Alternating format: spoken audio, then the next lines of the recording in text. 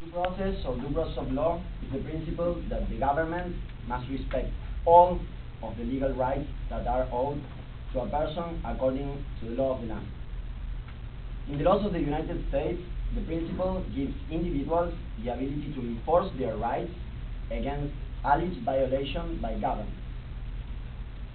Due process is essentially based on the concept of fundamental fairness. It includes an individual's right to effectively be notified of charges or proceedings, the opportunity to be heard at these proceedings, and that the person or panel making the final decision over the proceedings be impartial in regard to the matter before them.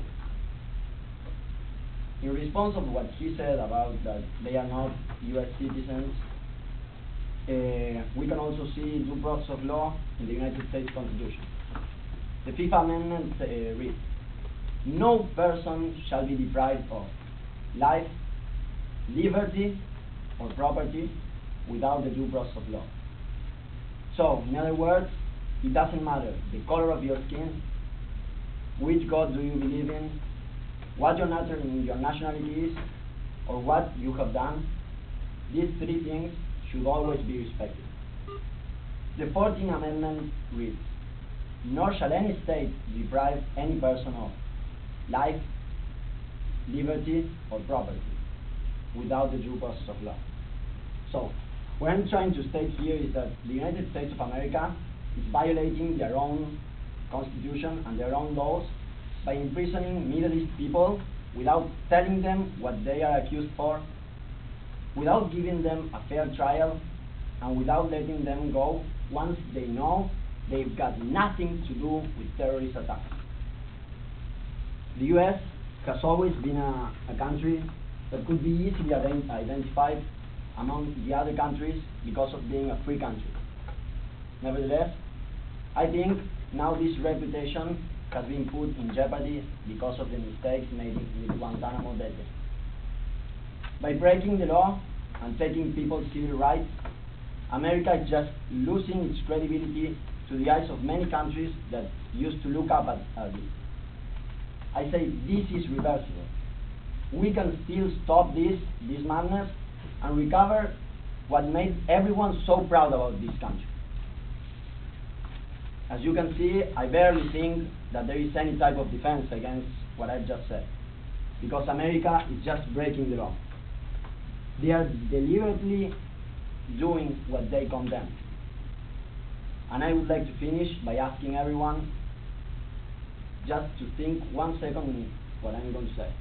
Yesterday, they were just criminals and terrorists. Today, all Middle East people are prosecuted. But what about tomorrow? Tomorrow they can be your kids down in Guantanamo. So are we going to let this happen? I say no. We should close Guantanamo.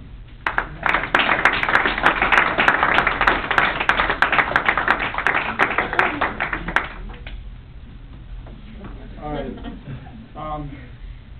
To start off with habeas corpus, I mean, it's already been defined, it's already been thrown out there, but it also, habeas corpus, it is not, oh, here we go. In most countries, the procedure of habeas corpus cannot be, or can be suspended in time of national emergency, and the war on terror is definitely a time of national emergency. On September 29, 2006, the House and Senate approved the Military Commissions Act, which was a bill that would remove habeas corpus for any person determined to be an unlawful enemy combatant engaged in hostilities or having supported hostilities against the United States. So that would be people who have gone through with terrorist acts, and that would also be people who have conspired to be a part of those terrorist acts. The declaration of a person as an unlawful enemy combatant is at the discretion of the U.S. executive branch of the administration. There is no right of appeal, and with that result, it potentially eliminates habeas corpus for any non-citizen. I also, I wrote a few notes to go along with the prior guy, what was your name? Alex, okay.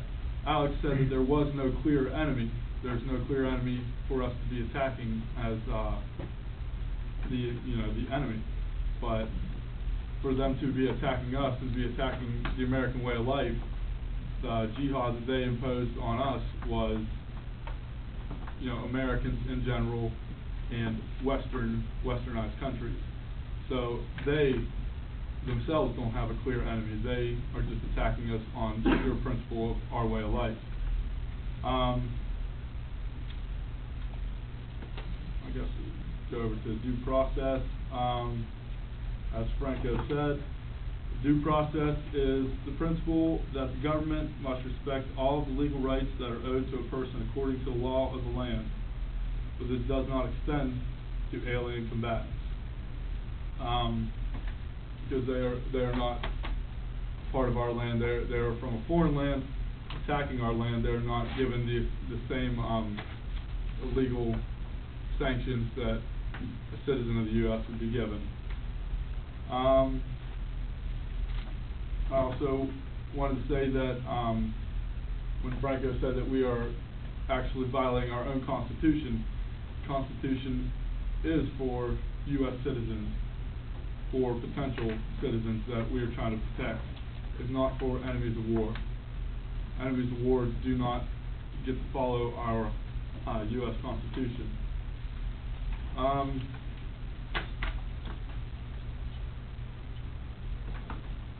Going back to habeas corpus, each accused person that is detained in Guantanamo Bay does receive a copy of charges in his native language,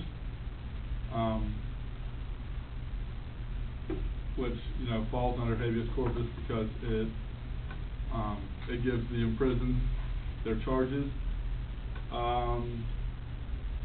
There are also the prisoners are assigned advocates to help argue their cases.